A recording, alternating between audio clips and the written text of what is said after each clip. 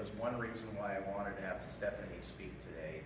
It's what happens when someone adds themselves to the title of, say, their parents' home. There were some good intentions involved, but they just strongly potentially messed up their capital gains situation. And when I had a buddy of mine that wanted to do this for his mom's home in the Bay Area a few years ago, and I told him that you're looking at roughly a $350,000 capital gain by you doing what you're doing. Are you sure you want to do this? And I prevented him from doing that. But anyhow, that was, again, I've had it in my mind for a long time to do this seminar. So this is kind of special for me.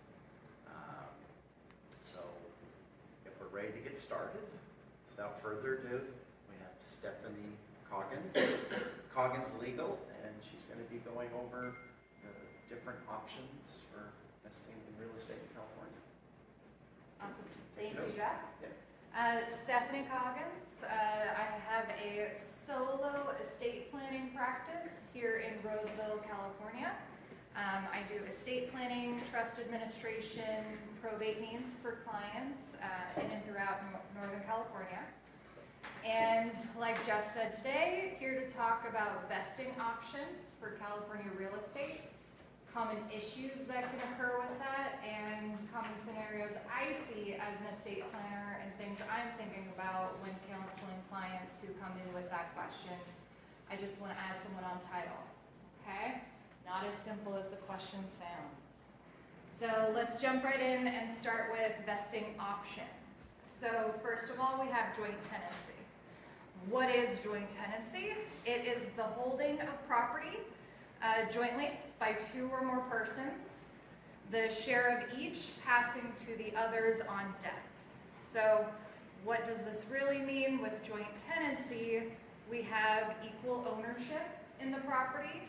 So however many joint owners are on title, that's how the ownership is split. Two joint tenant owners, 50-50 ownership. Three joint tenant, a third, so on and so forth. We also have equal rights in the property. So if there's income coming in, it's split by the ownership. Again, two owners, 50-50, three owners, a third. Same with expenses, equal share of the expenses in the property. And big one for joint tenancy is survivorship. I like to tell people, my clients coming in with joint tenancy, the last one on title wins. Pretty straightforward, not much beyond that. We have advantages that come into play when you have property owned in joint tenancy. The first is that it's common and predictable. It's been around forever, joint tenancy. Everyone is kind of familiar with it. Everyone has kind of the idea, okay, we go on as joint tenants, it goes to each other. Pretty straightforward. Title companies don't give you a lot of hassle with it. Financing doesn't give you a lot of hassle with it. It's easy to establish. Essentially, you have a deed, you say, Stephanie Coggins, Jeff Marr, Jeff, I'm going to use you as examples today. On title, joint tenants. That's it. That establishes your joint tenancy, simple as that. And from my perspective, joint tenancy automatically includes estate planning. So like I said, survivorship wins, so the last one on title wins the property entirely. So I'm on property on title with Jeff, we're joint tenants, he passes away. All I need to do is file an affidavit of death of joint tenant, and now I'm on title to the property 100%. No estate planning required, no probate court required, pretty straightforward. May I ask a? Absolutely. So when that happens, who does that? Would that be Shane, who would do the titling change? You can work with a title company to do an affidavit of death of joint tenant, absolutely. You can work with an estate planning trust administration attorney to do an affidavit of death of joint tenant. I've even seen some people do their own handwritten affidavit of death of joint tenant. It's fairly straightforward, the language, but ideally you'll work with title to be able to get that done. It would just be then recorded at the county and then it's done? Recorded with the county with a death certificate, it's done. You've heard Okay. people going to the county recorder's office to probably do this themselves. Yes. They were knowledgeable. Exactly. So the question was, have I heard people going to the county to do this themselves? And the answer is absolutely yes. I've had a couple trust administrations come in where surviving spouse did their own literally handwritten affidavit of death of joint tenant. And it worked perfectly fine for that purpose. Always a good idea to maybe get a little bit of attorney help or title help. Can't hurt, but just in case. So we have some disadvantages when it comes to owning property, joint owners, joint tenancy. The first one is with equal ownership, you have equal division. Now that may not sound like a disadvantage, but let's say we have a case where mom has helped me purchase real property, right? She helped me with down payment. And she's not going to put any more equity into that house. I'm going to be the sole one responsible for paying the mortgage, the expenses, utilities, everything, right?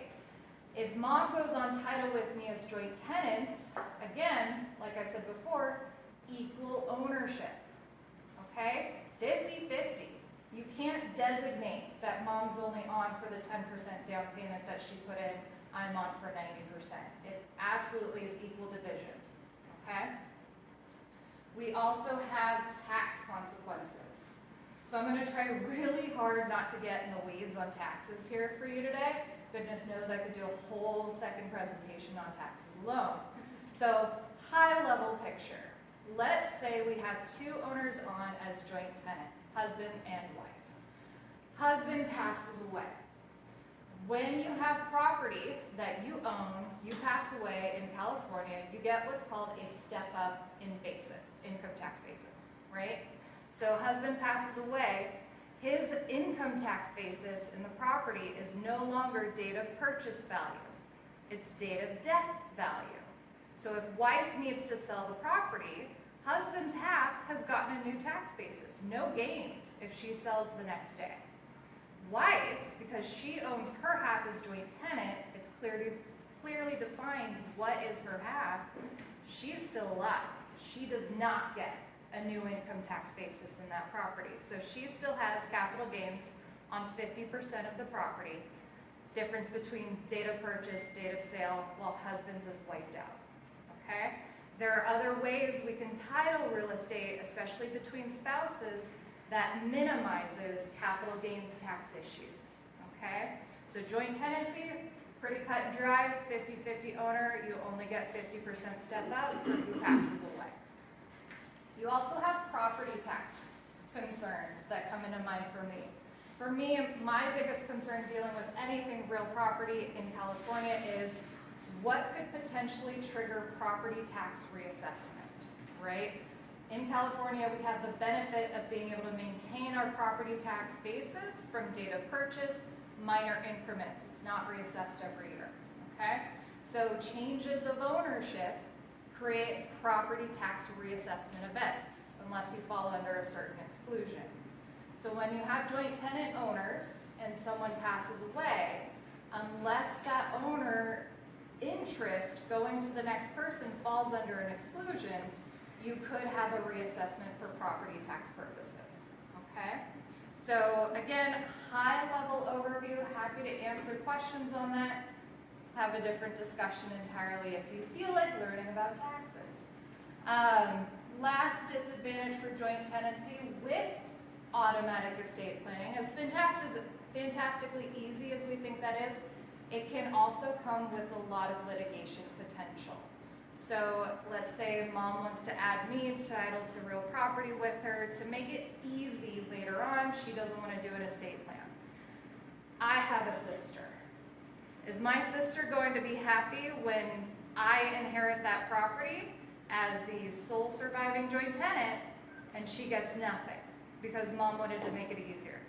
My sister's not going to be happy. My sister's going to be filing a lawsuit against me claiming she's entitled to part of that interest that transferred automatically to me, okay? So there's a lot of potential for litigation over joint tenancy issues.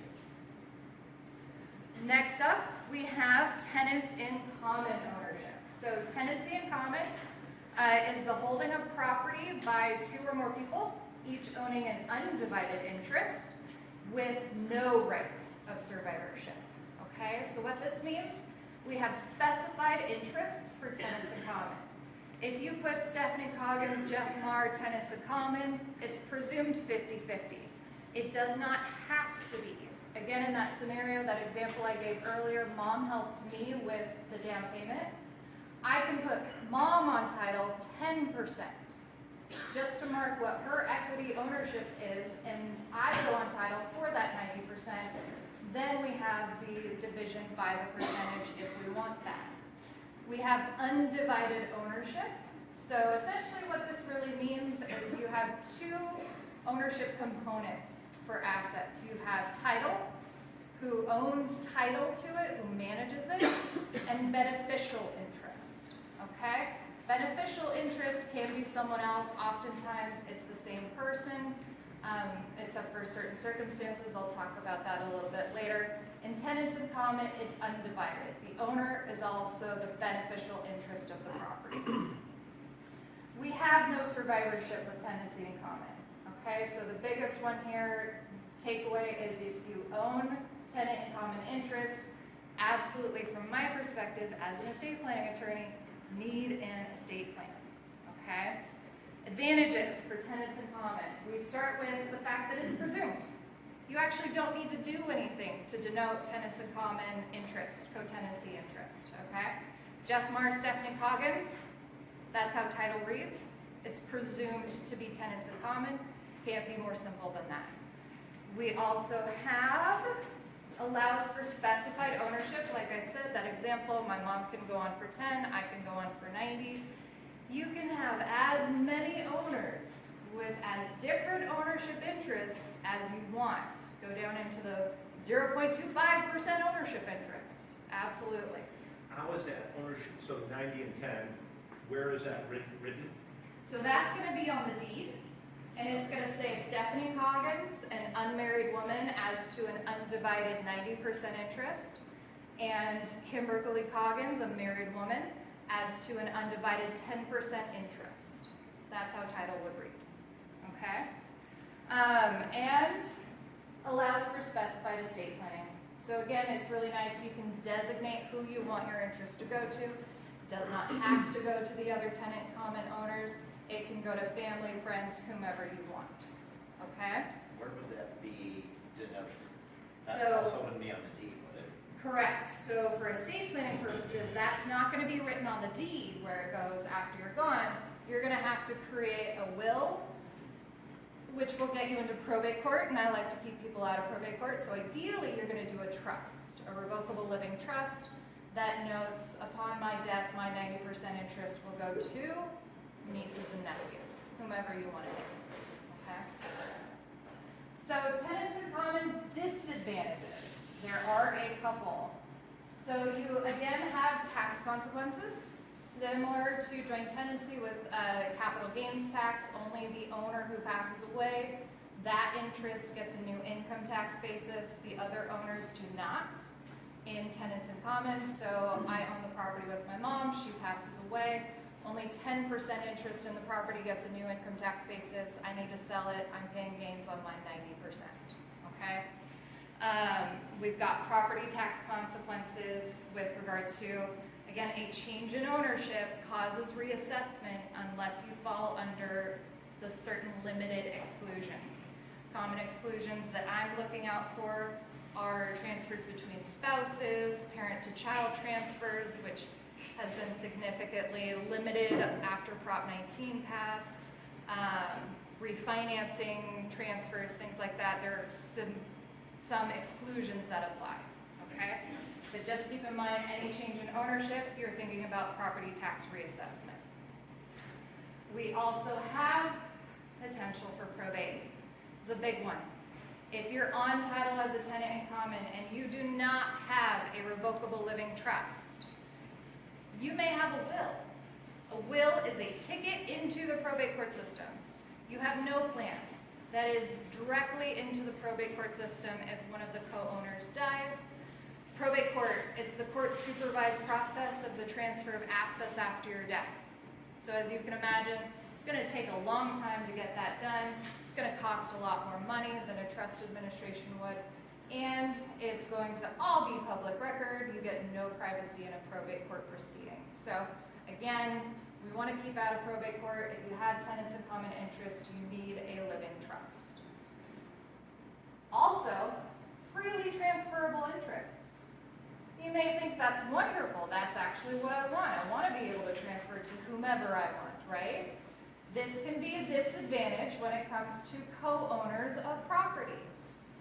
I own 50%, my mom owns 50%, she can decide to transfer to my sister her 50%. She does not have to consult with me, she does not have to tell me. All of a sudden, I'm in business with my sister. Not ideal, right? You also have the ability, again, you can transfer by your estate plan where your interest goes. So an example I've worked on and I've seen is you have what starts out 3 siblings owning a piece of property, tenants in common, right? Each sibling has their own family. Each sibling has decided to leave their interests to their own family members, spouses or kids. Decades later, we now have 26 people on title. It's gone out to cousins, it's gone out to ex-spouses, it's gone out to people who no longer get a loan, all right? You're all co-owners of this property. You're now all in business together. Hopefully you all get along. If you don't, it's going to be a difficult road. So with tenants in common interest, I certainly recommend a co-tenancy agreement, also known as a tenants in common agreement, which outlines in advance the rights, duties, and obligations of the co-owners. And it's going to be inured to the benefit of heirs, successors, and assigns. So it's not only going to require the 3 initial parties to comply with it, everyone in those later generations are also going to have to comply with these requirements, these instructions that the original owners set up, right? So what that means is within that agreement, you can designate who can this property be transferred to, immediate family. Let's not include spouses who become ex-spouses. Let's not include third-party owners. Maybe let's say instead of selling to a third party, you're going to give us the right of first refusal for the co-owners to purchase to keep it within that co-ownership. So now we all of a sudden don't have Joe off the street who we don't know being a business owner with us, right? Tenants in common agreement, super important if you're going to own property as tenants in common. You want to put those instructions in place in advance so you, again, stay out of the probate court system. All right. Next up, we have community property. So community property is property acquired by either spouse or both together that is considered by law to be jointly owned, equally shared. So as the definition requires, this is solely between spouses in California, okay? And you're essentially on husband and wife community property, husband and wife community property with right of survivorship. Either of those counts. With that, again, it's just between spouses. Each spouse has equal ownership and control of the property. Okay, so each one is entitled to the whole interest. Yes? If we're not, California is one of the 9 states that has the ComProp designation. What if it's another state that doesn't have, can they still use this as a vesting option? If it's a state that does not have community property, this will not be a viable vesting option. Okay. It may be considered quasi-community property under the laws of California, if there's a divorce dissolution in California, if there's a death in California. But as far as I'm aware, unless the state has community property laws, you cannot vest as such. Good question. Thank you. So equal ownership and control, and survivorship is optional. Again, you can say just community property. You can say community property with right of survivorship. Both works. Advantages to community property ownership. Capital gains tax is an advantage. Finally, we got a positive with capital gains. So initial discussion was husband and wife own property as joint tenants. Remember, husband dies, only his 50% interest gets a new income tax basis. With California community property law, If husband and wife own the property as community property, and right of survivorship, this doesn't apply. Right of survivorship means you can designate, you can clearly define who's 50 is 50, okay? Just community property, husband and wife community property, we get 100% step up in basis for the tax value on the property at each spouse's death. Okay, so husband pass, owning community property with wife, we get all of the capital gains wiped out. Wife can sell the next day, 0 capital gains. When wife passes away owning that property, another step up in basis for it transferring to the kids. Kids can sell the next day, no capital gains. Okay, so community property is a huge issue when I have clients coming into me and talking about doing a trust. They own the property as joint tenants, they want to put that in their trust. Usually I'm going to work with them to be able to get this benefit, transfer the property from joint tenancy to community property first, then community property into their trust, so they get the double step up in basis. Okay. We also have estate planning. Big benefit from my perspective with community property, you're able to put it into a trust, keep it out of the probate court system. If you say community property with right of survivorship, it keeps it out of the probate court system. Very nice options. And you also get estate tax planning advantage with community property. You put it into a joint trust, you can plan and prepare for potential estate tax exposure by putting certain language in the trust that creates different buckets when one spouse passes, minimizes estate tax exposure. High level view, trying not to get in the weeds, we have a question. Okay, question. So when you have a client that's buying a home and they want to put it in the trust right out of the gate, will they lose some of this? Would it be better for them to go community property and then move it to the trust? Fantastic question. It depends on how the trust is written. Most trusts are going to be written in a way that get you that community property double step up if you title it directly into the trust, because we don't want to create extra steps for our clients if we don't have to, right? So my trusts are going to be written in a way that says husband and wife can purchase property till title, they have a trust, title it right to the trust, and it gets this double step up in basis. So really what we're concerned about is that they take title as joint tenancy first, tenants in common, we're going to want to update that to community property into the trust. Does that answer your question? Yeah, so it's going to depend on who wrote the trust. It's going to depend on who wrote their trust and the language that's in the trust. Absolutely. So if I was to ask that person, what would I ask? So if you want to ask your estate planning attorney, does my trust allow for me to title property directly into it and get a double step up in basis? That's what you definitely want to ask. Okay? And if not, there's also estate planning attorneys can do a separate community property agreement. So if you've already titled it direct to the trust, we can do an agreement after the fact that says we confirm this as our community property for tax purposes and planning purposes. Nothing is ever just for tax purposes. Okay? All right. So some disadvantages that come along with community property ownership. We have the potential for probate. So husband and wife, community property. Don't have an estate plan. We're still going into probate court. Luckily, there is an abbreviated probate proceeding for spouses owning community property. So you can get through a probate in one petition to the court, but that's still a petition, attorney's fees, filing fees, time and expense that you really don't want the hassle of going through if you can avoid it, okay? We have potential liability. So husband and wife own property, joint tenants, or husband and wife own property clearly defined 50-50. Husband is responsible for his debts and liabilities. Wife is responsible for her debts and liabilities. When you have community property, each spouse is entitled to the whole. Husband's debts and liabilities with community property is not just going to attach to his 50%.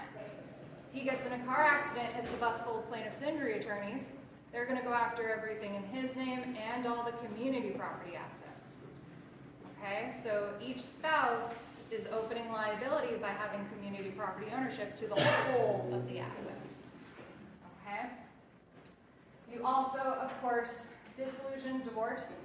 We have super high divorce rates in the United States, even higher in the state of California. If you own title, husband and wife community property, the entire asset is subject to dissolution, divorce proceedings and figuring out the calculation of who's going to get what. Okay? Next up, we have trust ownership. Question? Quick question, because I was wondering why the community property wouldn't use as much. So it's basically, when something goes wrong, you're more liable in this instance, right? If you've got creditors and debtors, Yeah. you've got more liability for spouse who may not have been involved in that Okay. when there's community property ownership. Yeah. Yep, good question. All right, my favorite, trusts. As an estate planning attorney, I love trusts. This is a relationship in which one person holds title to property subject to an obligation to keep or use the property for the benefit of another. All right, so what that means is here we actually have the ability to have divided ownership. So tenants in common, you've got undivided ownership. The title holder is the beneficial interest holder, same person. With trusts, we have the ability to divide that. We have a trustee who manages it and operates the property. We have a beneficiary who gets the beneficial interest, the income from the property, the benefit of it, right? Oftentimes, especially with revocable living trusts, that is the same person. The trustee, husband and wife create their trust, they are trustees, they are beneficiaries. Revocable trust, straightforward. It can later turn into a divided ownership once parents pass away, it goes down to the kids, and maybe one child is trustee, but there are 3 kids of the marriage that are inheriting. That child is trustee and beneficiary, but also managing it for the benefit of the other 2 as well. Okay, so we have undivided potential or divided ownership. We have fiduciary obligations. So a trustee has a fiduciary duty to the beneficiaries of the trust. It is the highest duty owed by an individual that's recognized in the court system to another. It's the same duty I have as a lawyer to my clients. Okay, so it's a really big duty, so we want to remember that. We've got obligations. You have the option to have it be revocable or irrevocable. There are both types of trusts. Revocable is your traditional living trust. Husband and wife set it up for themselves to easily transfer on to the next generation when they're gone, avoid probate. Irrevocable trusts, there's many options for that, reasons that you may want to do that, protection, taxes, estate tax planning, another whole seminar. We have advantages to trusts. You get your estate planning automatically because it's in a trust, it's going to stay out of the probate court system. You get your estate tax planning flexibility. You're able to make maneuvers when one spouse passes to minimize estate tax exposure on the second spouse's death for kids inheriting. And you've got liability protection when you have an irrevocable trust. So my mom sets up an irrevocable trust, puts her house in it for me and my sister as the beneficiaries right now. So we're benefiting from it now. She's gifted it to us. Consider that irrevocable trust, I call it protective bubble wrap. It's bubble wrapped my inheritance. So if I'm driving down the road and hit that bus full of plaintiff's injury attorneys, they're going to sue for everything in my name. If mom had transferred that property to me and my sister as joint tenants, my 50% interest is open to loss. In an irrevocable trust, I don't own the property. It's held for my benefit. It's hard to have what I don't own taken away from me. Okay, so you get creditor and creditor protection in irrevocable trusts, liability purposes. Of course, that's not the only reason you set up the trust. What if it was a revocable trust? Very good question. So with a revocable trust, there is no liability protection. All right, that is a very common question I get when clients come in. Oh, I'm going to get asset protection out of this trust I'm setting up. Unfortunately, with a revocable trust, you are setting it up. You are likely going to be trustee. You are likely going to be the beneficiary. It is you putting your assets into it for the benefit of you. There is no protection. If we tried to set up an irrevocable trust for myself and put my assets in there for protection purposes, the courts say that's purposeful avoidance of your creditors, which it is, and they don't allow it. So revocable trust, you get no liability protection. The language can say it later becomes irrevocable on certain circumstances, so you can still build in protection for kids later on, other beneficiaries, but for you yourself, you get no protection. Is there a reason why most commonly what I see is it's revocable during the people establish it during their lifetime and then it becomes irrevocable after their passing? Is there a Yes. reason for that? Yes, there is a reason that trusts start out revocable living trust, and when both initial trust makers die, it becomes irrevocable. Because we don't want the next person coming in, beneficiary, trustee coming in, and changing the terms from what mom and dad wrote, right? We want to, when mom and dad are gone, the last set of instructions they put in place, we want that to be binding. We don't want someone else to be able to come in and just change that willy-nilly. So that's why it does become irrevocable on the death of the initial trust makers to protect the beneficiaries later on, and then it can stay irrevocable for the kid's lifetime, give protection. It can be distributed outright, goes away. There are different options. Does that answer your question? Well, I'll just add, and the reason for making it revocable to begin with is just for flexibility? Estate planning purposes. Yeah. Because if you are... So they'll forego the liability protection. Yeah, because if you want to maintain your asset, you want to retain control of your asset, you still want to benefit from your asset, we can't do an irrevocable trust that gives you liability protection. We're going to give you a revocable living trust, so you remain the manager, you remain the beneficiary, you remain in full control, can still do whatever you want with the asset. It's just in a trust for estate planning purposes. If you're okay with giving up ownership of the asset to someone else, if you're okay with giving up management of the asset to someone else, then we can do an irrevocable trust for liability protection and tax planning and many other reasons. All right, any other questions? Jeff? Sort of. It's kind of been my understanding that when, let's say, mom and dad create a trust, and then when the last one passes, and it's my understanding that when the beneficiaries that receive the property or the assets, they probably should have their own living trust rather than continue to use their parents' trust. But I don't really know what the understanding is or the methodology behind that. Yes, so that is absolutely correct. If parents have passed, the trust is distributed out to the kids. So house comes down, we title it tenant in common, 50-50 owner to child 1, child 2. They need their own estate plans, absolutely.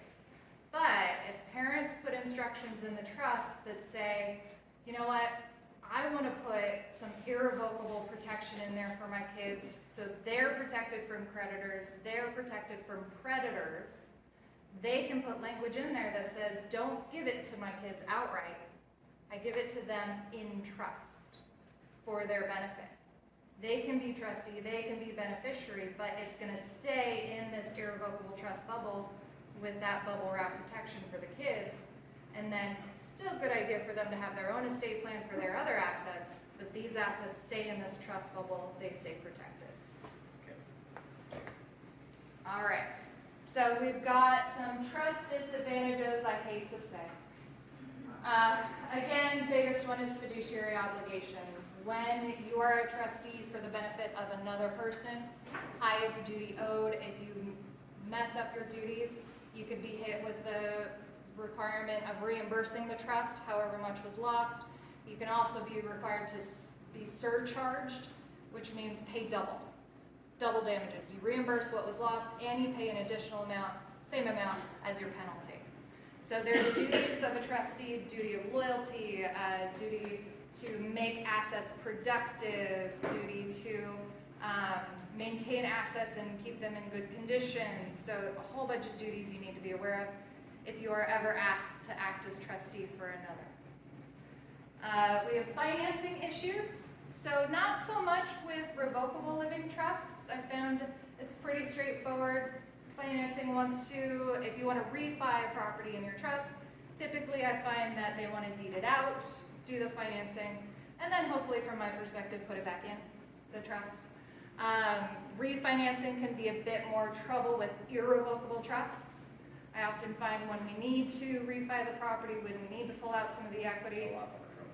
traditional lenders are usually not going to work with you. We ultimately end up having to go to hard money lenders, which is not ideal, but if it's necessary for them to be able to maintain the property for whatever reason, we go through that trouble. So it can be difficult with irrevocable trusts. And it's not as common. There's still a lot of question, a lot of confusion, a little bit of haze around what trusts are, irrevocable trusts especially. So I get a lot more questions about what does this actually mean with regard to the property when it's in a trust versus not in a trust. We have briefly legal entity ownership of property, individual, company, or organization that has legal rights or obligations. So it includes your partnerships, your LLCs, your corporations. Any of those entities can own real estate in California.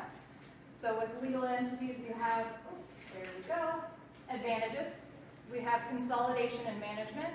If 15 people own interest in a piece of property, maybe instead of having all 15 owners as tenants in common, get it into an LLC if you can. Consolidates the management. You have one or two managers, makes life a bit easier on everyone. It also allows you to consolidate multiple assets. So maybe several pieces of property in one LLC, you can manage them all together.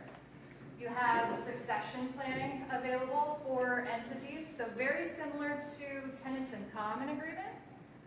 We have the operating agreement of an LLC. We have the bylaws and subscription agreement for a corporation. We have a partnership agreement that says if there's death, disability, divorce, retirement, where can that property be transferred? What happens to the owner's interest? Can it go to a third party? Do we have a right of first refusal? All of that can be written into the agreements for the entity. And you, of course, have liability protection.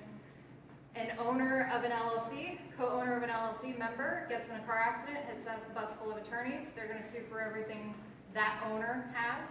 And maybe they can attach to that portion of interest in the entity, but they're not going to be able to pierce through the entity to get to the actual assets. Same thing for the assets within the entity. If you own a rental property, someone trips and falls on the front stairs, cracks their head open, they're going to sue. They're going to be able to attach to what's in that entity. They're going to have a more difficult time piercing throughout to the individual owner's assets. Okay? So there are disadvantages to legal entities. Same fiduciary obligations, a manager, a general partner, a director of corporation has fiduciary obligations to the owners of the corporation, the LLC, the partnership.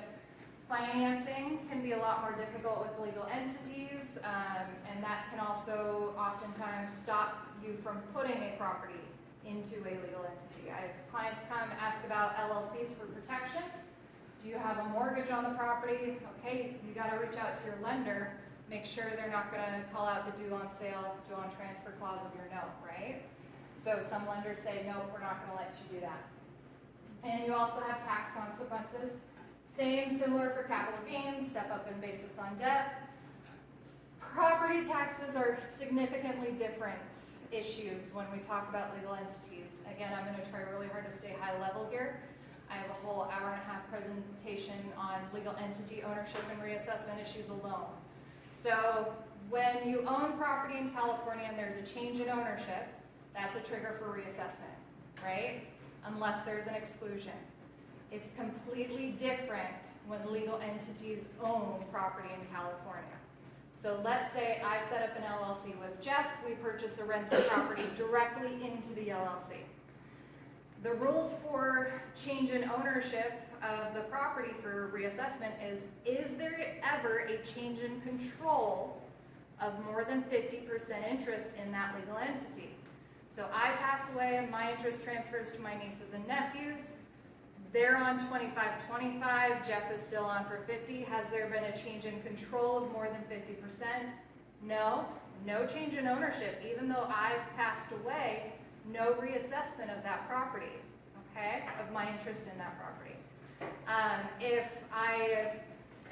If we have 3 owners, 2 owners pass away, transfer everything to the surviving owner, change in control more than 50%, reassessment of all the real estate in that entity bubble, okay? So different requirements.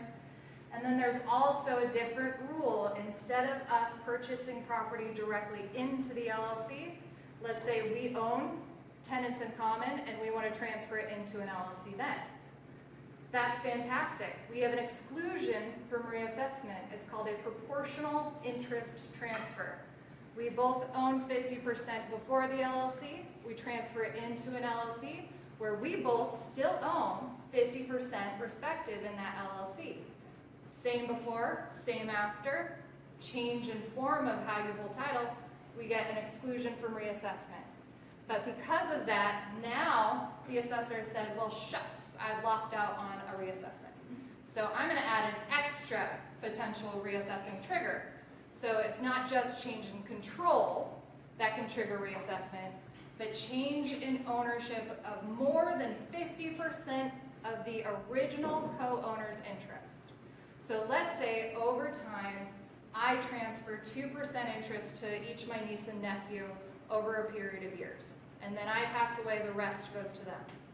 No change in ownership, no change in control. Jeff transfers 1% to whomever he wishes. That 1% pushes us over change in ownership of 50+% for original owners. It's not just that 1% that's going to get reassessed. The whole of the real estate in that LLC gets reassessed. All right? So just the biggest factor I recommend for keeping in mind with entities, if you have it, if you know of it, just if there's change in ownership, changes of ownership within the entity, whatever it may be, check in with a lawyer to see if you've triggered anything, right? I've had several cases where 20 years of changes of ownership have occurred and probably should have been reassessed about 10 years ago.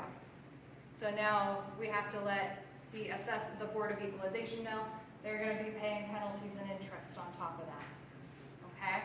So that's not something that people often are thinking about when they create entities. So are you saying it's your obligation to make that, to communicate the change? it is the managers of the entity obligation to be keeping track of that. And when there is a trigger, they have a duty to tell the Board of Equalization. There's a form to fill out. It's a BOE 100B form that says there's been a change in control of more than 50%. There's been a change of original co-owners more than 50%. That tells the assessor's office to reassess it. Because if you don't do that, how else is the assessor going to know? No deeds are being done transferring these ownerships. We're just doing it on the books of the entity. The assessor doesn't know otherwise. So that's why it can be a big problem, and you can go a decade without realizing you hit a triggering event if your managers, if your directors are not paying attention. So are you typically the tattletale? I have to counsel my clients regarding their legal obligations. How does it eventually get caught? Eventually, someone will file something with the county. So for instance, we'll try and deed the property out of the LLC because they want to get rid of it. Or get rid of the LLC, transfer the property out to the owners. And the assessor is going to be, great, how'd you get to that ownership? And you're going to have to go back and give the decades worth of transfers to how you got to that ownership. And they're going to be, that's fantastic, we should have reassessed you 15 years ago. Here's your bill. And penalties are included in that, correct, when you don't? Penalties and interest. But the nice thing is they can only go back 8 years.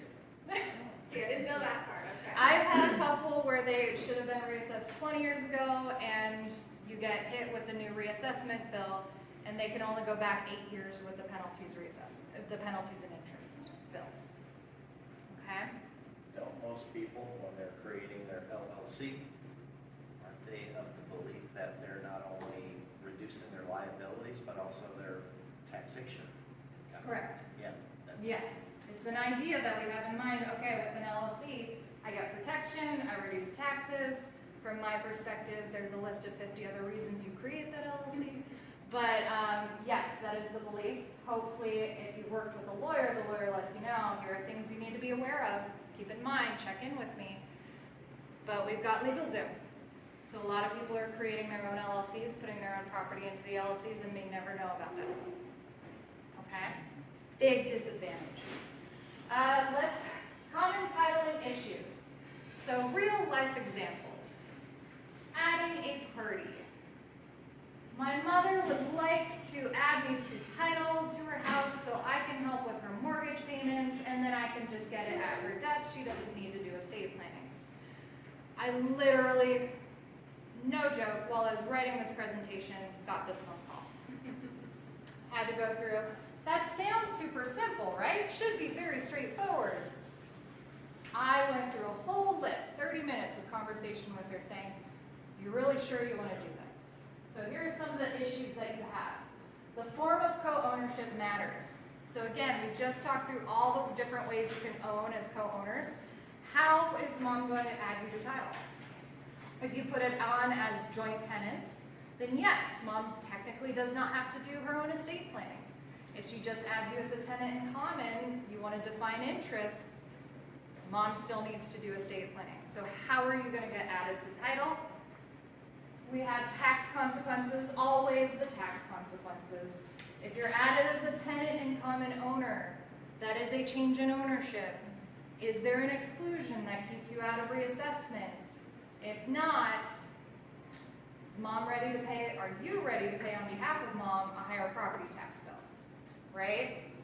If you're added as a joint tenant, not necessarily are you going to get hit with reassessment right away, but later on in the future, if that joint tenancy is ever severed, for whatever reason, mom dies, you decide to take it to tenants in common so you can each do your own estate planning, the property will be reassessed then. So with joint tenancy, you need to remember, if I ever do anything later, I need to really be aware that, okay, this is going to trigger reassessment. What does that look like? We've got transfer during lifetime. Also transfers the income tax basis in the property. So mom's gifting you 50% interest. How fantastic. Mom is gifting you her tax basis in the property. When mom passes away, her ownership she still has gets a new income tax basis. What she's given you does not. Would it be better for mom to stay on title and transfer it all at death to you so that it's 100% step up in income tax basis? Probably better. We also have gift and estate tax issues. It's a gift. Mom should probably file a gift tax return. Be ready to do that filing with her tax professional. That gift that's made will also reduce for her estate tax exemption for lifetime and after death transfers. Is she at a taxable estate? Is she over a taxable estate? Is that going to affect her in any way? Most likely with the current exemption being $12.9 million this year, it's not, but you never know. So gift taxes, we've had, as loan officers, deals die because, you know, maybe the parents giving the gift and the parents giving $100,000 and then the parent hears that there could be a gift tax. So then they put the kibosh on it. And I'm of the belief that should never happen when people are properly educated about this. That's correct. So you may hear gift tax, right? File a gift tax return. That does not mean you actually pay tax. You have an exemption during your lifetime. In California, we don't have any state inheritance tax, so we're just worried about the federal estate tax and exemption. Each of us has an exemption. The federal estate tax exemption right now is $12.9 million per person. As a married couple, you get to add it together, over $25 million in exemption. So what do I mean when there's gift tax potential? I just mean that if it's a gift more than the annual exclusion, this year that's $16,000, So if it's a $100,000 gift, you have to report it to the IRS, because the IRS wants to know for future use, we get to deduct that $100,000 from your lifetime exemption. All right? You do not pay taxes unless the gift is over the exemption amount. Okay? So it's an extra tax return filing. That may be an extra expense they weren't planning on, but they should not be worried about having to pay taxes. But if you have two parents and you have husband and wife receiving the gift, then you get to go 17,000 times 4. Correct. Right? Okay. So I can give 16,000 to each of you in this room, not have to file a return, not have to pay taxes. So husband and wife wants to give to daughter and her spouse.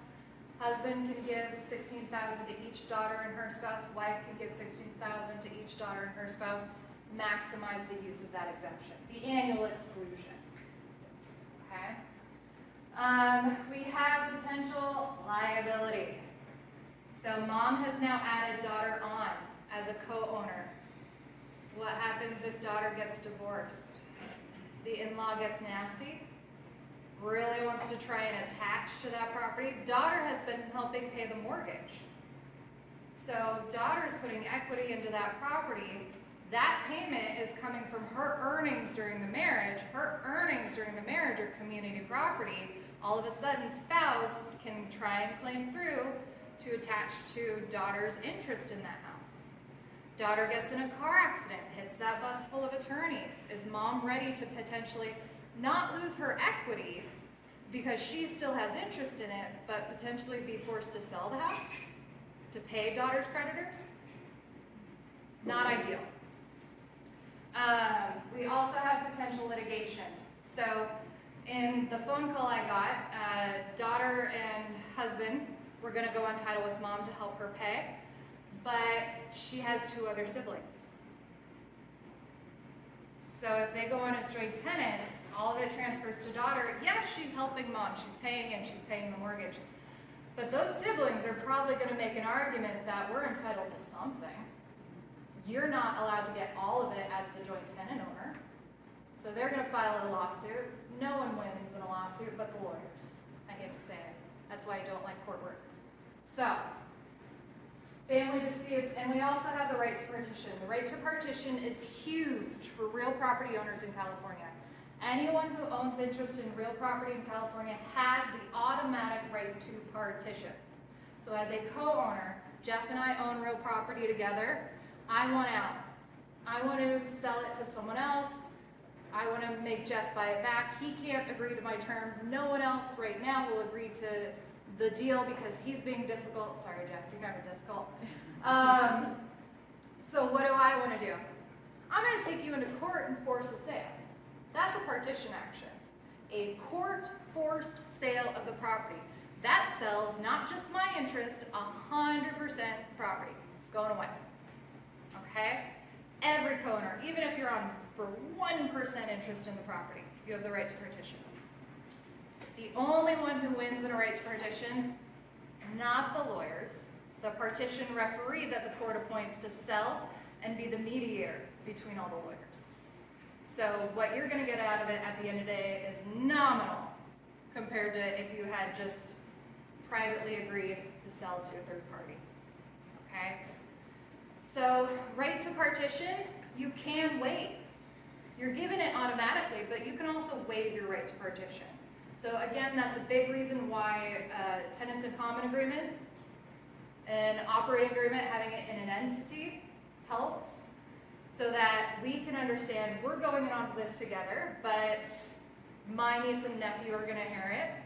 Jeff's wife is going to inherit. And at that point, we've got 3 new people who don't know each other going into business together.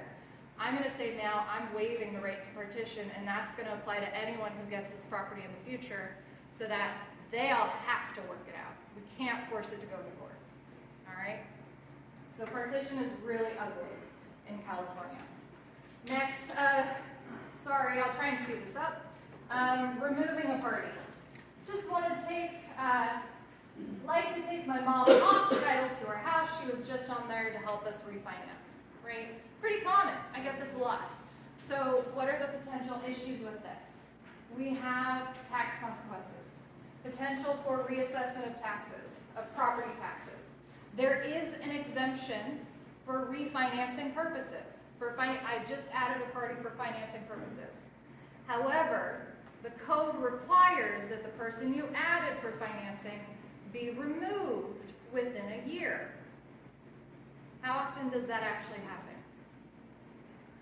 Doesn't, right? So my mom's been on title with me for a decade now, and I'm just like, okay, yeah, I forgot she was on, so let's just take her off because I've made all the payments. She was just on there, help me get a lower rate, right?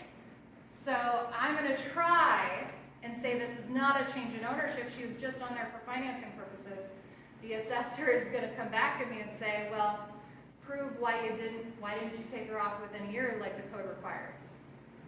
It's gonna be a big battle back and forth. You also have gift tax filings. Was mom on there did mom contribute at all? Is this considered a gift of any interest in the property you've got? Most likely not, but you have to go through that analysis. And if there is a gift tax filing, it's use of her estate tax exemption for future transfers. Okay? Adding or removing a spouse.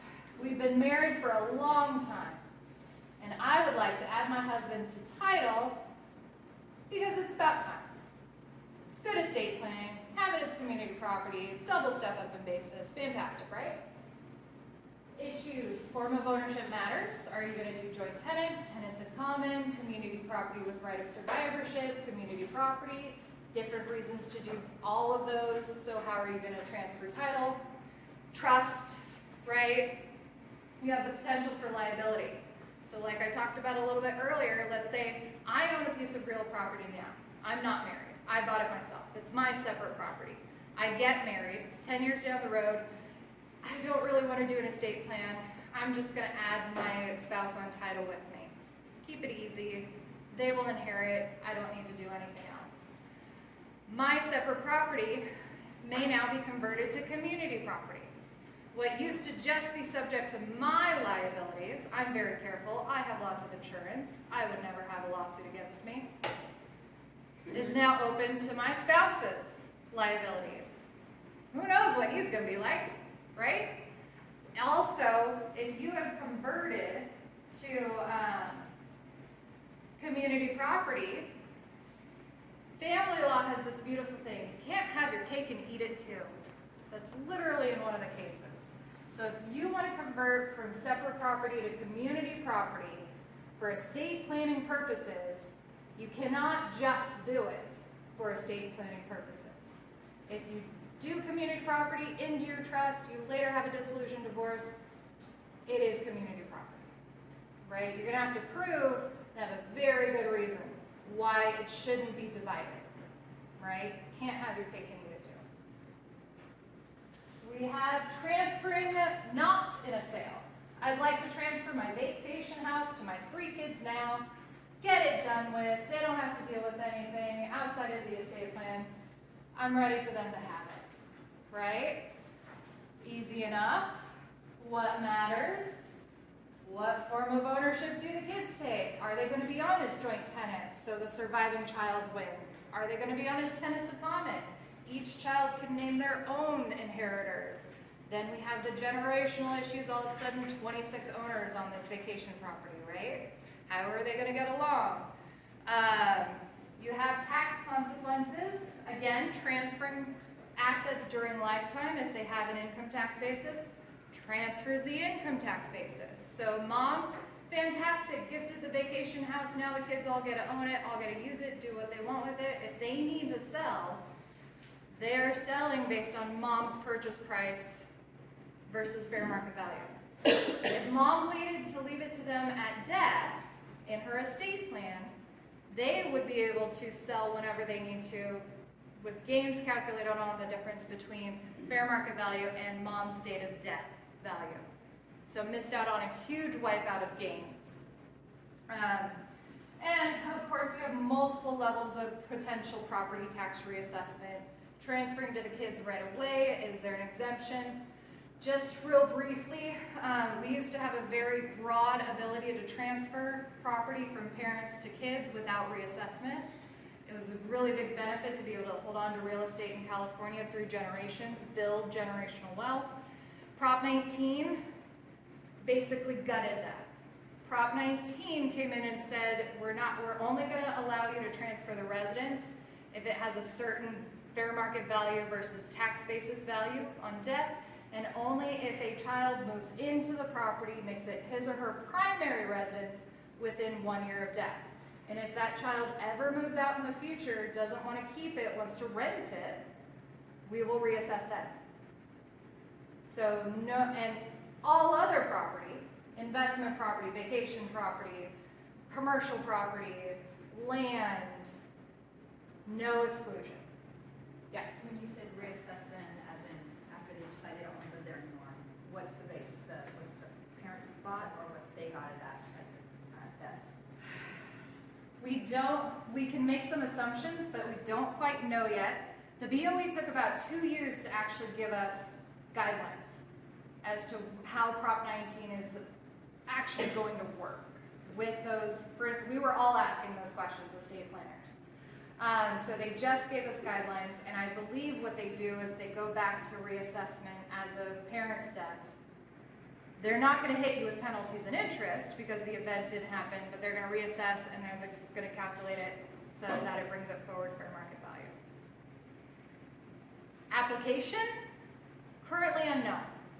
Each assessor's office is dealing with Prop 19 differently. Each assessor's office is interpreting the BOE guidelines differently. So right now, until we get more and more people passing away and having that property transferred, and finally, we haven't quite gotten to the point where kids have moved in and then decided to move out. We haven't gotten to that point in practicing yet. So in application, we're not quite sure how that's really going to apply, what the different assessors' offices are going to do with that. So very good question. I would love to know the answer. So again, parent-to-child exclusion, very limited now. So most likely in this scenario, it would get reassessed for property taxes. And then on each child's later death, reassessment, inheritors, reassessment, potential levels there. We also have potential liability. So you put 3 kids on title. Now you have 3 kids creditors who can attach to the house, right? Hopefully they're all very responsible. They all have lots of insurance and they're covered. They all have prenups or postnups, right? Ideal. My favorite client.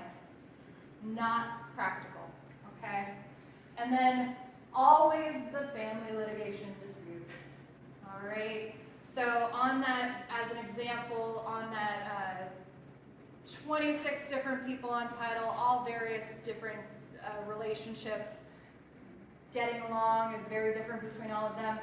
I had one of them come in and say, someone passed away, their portion has now not been excluded from reassessment because this was all Prop 58, pre-19, so for years they got away without it being reassessed.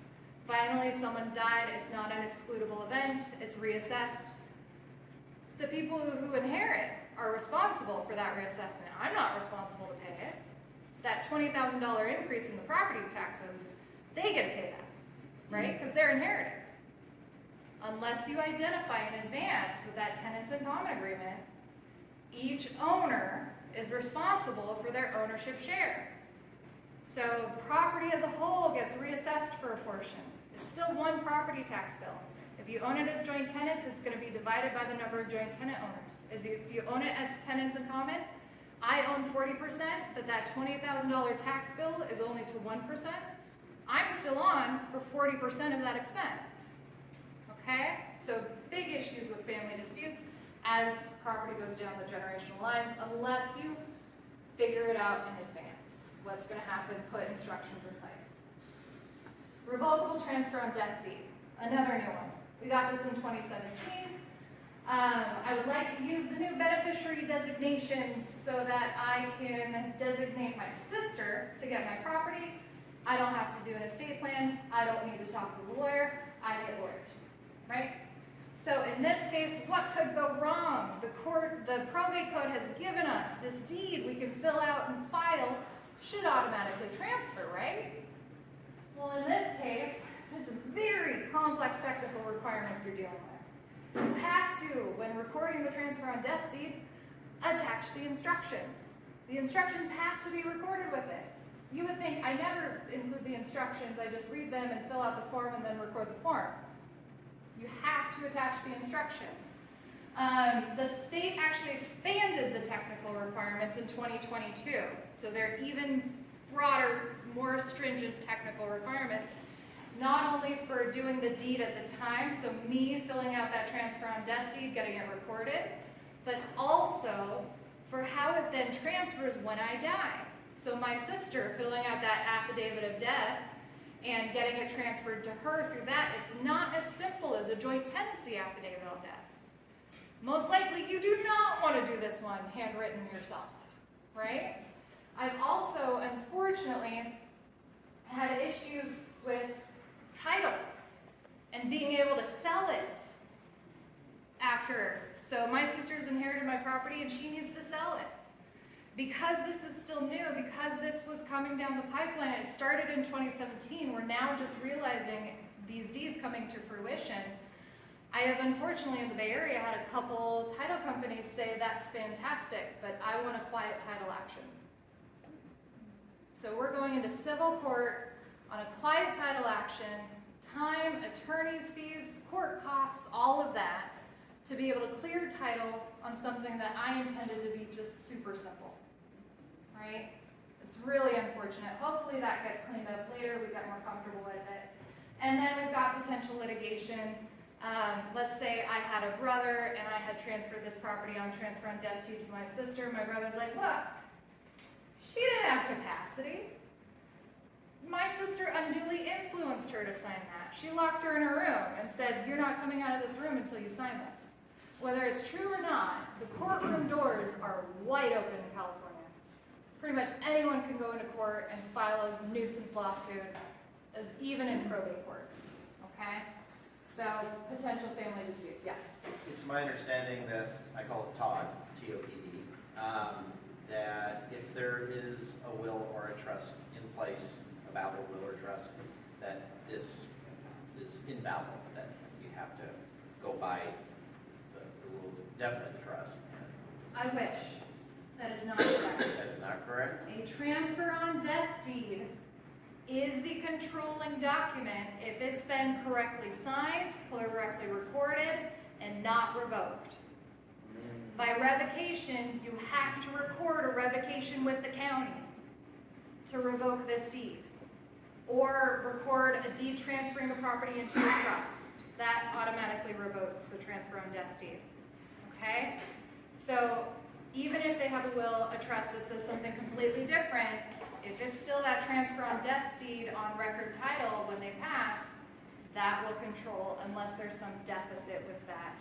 I think I read that in 2017 when I was first becoming aware of this. Yeah, and so we're all, again, with the regulations, it takes a while for those to come out on how it's going to be actually managed, and then in practical application, what does that mean?